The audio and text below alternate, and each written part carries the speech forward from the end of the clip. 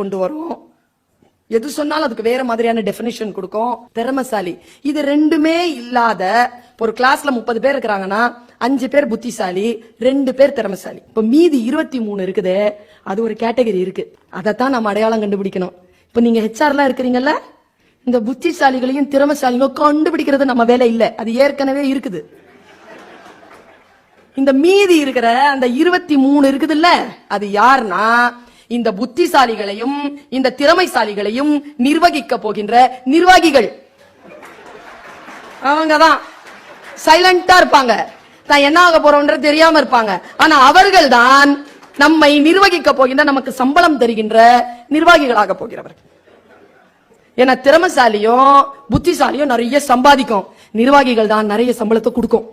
நிறைய சம்பளத்தை கொடுக்கக்கூடியவர்களாக அந்த குழந்தைகளை மாற்றுவது, அந்த குழந்தைகளை அடையாளம் காண்பது, அது எவ்வளவு பெரிய பேரு தெரியும்.